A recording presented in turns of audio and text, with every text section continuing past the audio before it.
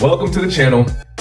If you're new here, my name is Robert Rayner. I live on a full-time mechanical engineering job to grow and scale my trucking business to 20 trucks and do $10 million in revenue. And today I'm basically just talking about some of those truths that nobody really told me about or prepared me for when I was leaving my full-time job as a mechanical engineer to grow and scale my trucking business. And one of the first things to talk about is the stability versus uncertainty factor when you leave your full-time job to go and pursue entrepreneurship. I, of course, right out of school was making, like $65,000 a year, had never made this kind of money, probably my entire life, to be honest. And so was very grateful for the job that I had and the opportunity that I was given right out of school. I'll keep in mind, this was back in 2018. Coming out of school, making 60K plus was a big deal. And so I was very grateful for the job I had, and it did. I was there for a few years. I was there for a total of 3 years. And 2.5 of those, I was running my business on the side. And the stability of getting a steady paycheck every single week, knowing how much it's going to be, and being able to plan around that provided a lot of structure and, again, stability. But again, it's always a false stability because I can always lose that job anytime. But of course, you don't really realize that and know that in the moment. And again, it does provide a little bit of certainty versus when you come on this other side as an entrepreneur, uncertainty is everywhere. Your business depends 100% on other people. And when you're dealing with other people, you have to factor in how they might be feeling for the day, what might be going on at their place for the day. They might have a kid that pissed them off that morning. They might have a spouse that pissed them off that morning. You just never know how many factors are going to go into what that person feels like. And with your business depending on that person, it can be very scary. And so just stuff like that are just one of those things that nobody really talks about and tells you about when you're making this journey. And yes, it sounds great and it is great, but you have to be ready for something like that. Because if you're not, you'll end up taking yourself down. You'll self-sabotage. You'll end up being your own reason why you have to now go back and start applying for jobs that you just left.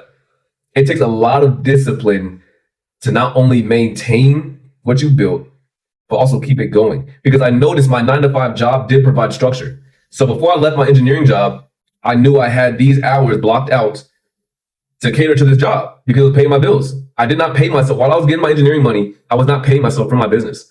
And so the structure it provides, and then having to work the business around it. 9-to-5 job, trucking business comes on the front end and the back end. But that 9-to-5 job is the structure. So everything works around that. And when I took that structure out, I then had to figure out and find how to fill that gap. And you would think it'd be easy, but it's not. Because the way the brain works, you're going to find distractions.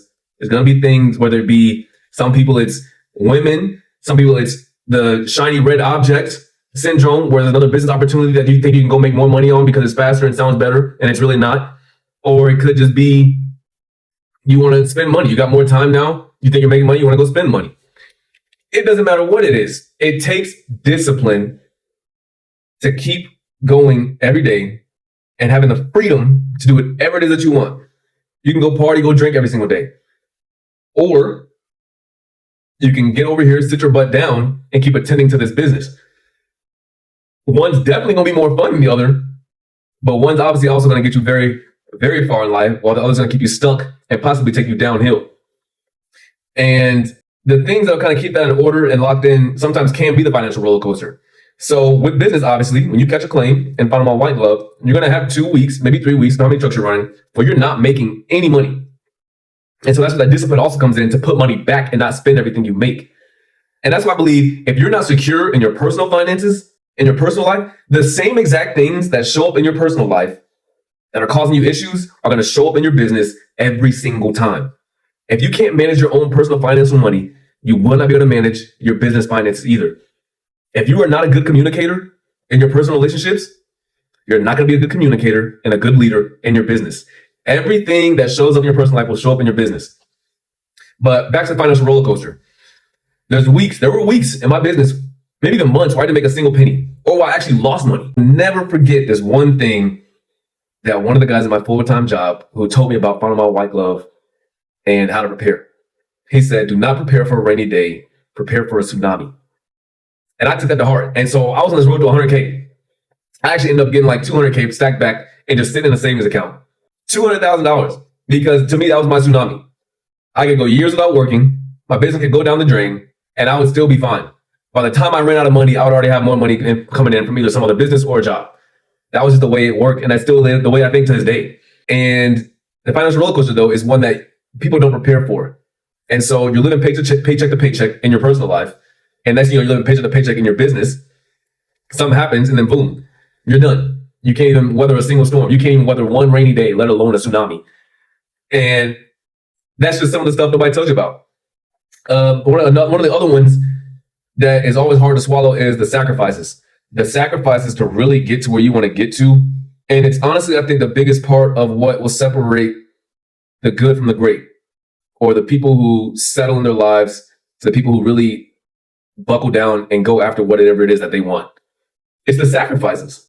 Nothing in this life comes easy. Once you really grasp that, nothing worth going after is going to come easy and come without any sacrifices. Once you get that understanding, you start making the sacrifices and you understand that it's all going to be worth it. Yeah, this sucks right now, and I really don't want to do this, or I really don't want to miss this event. But in order to get to where I want to get to, I have to do it. And it just comes down to how bad you want it. If you don't want it that bad, then okay, you don't make the sacrifice. You don't do it. There's no right or wrong. It's just a matter of what you want. But the sacrifices between the funerals I missed, the birthday party celebrations, the graduations at the time, the nights out with my homies, just the relationships.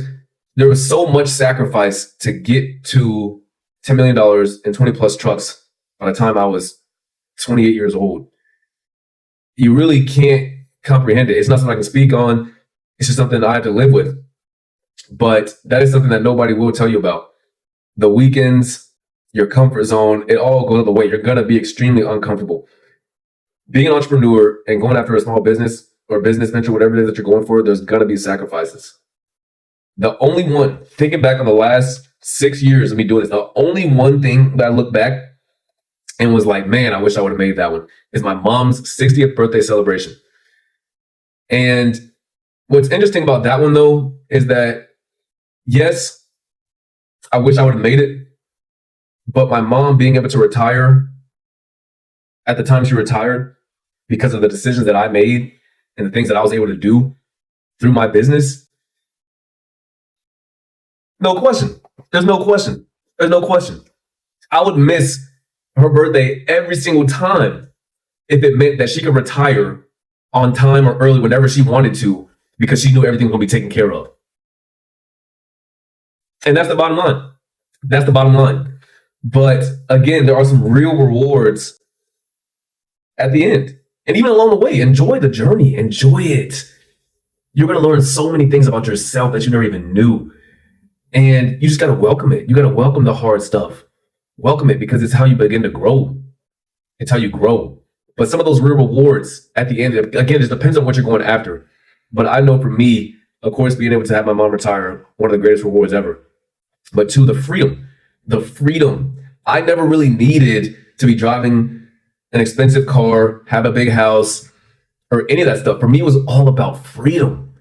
I could not be inside those walls of that 9 to 5, day in and day out. I think I had 15 days of vacation. You tell me all 350 other days out the year, I'm in these walls, not seeing the world, like just not helping people. I'm clocking in and out of this.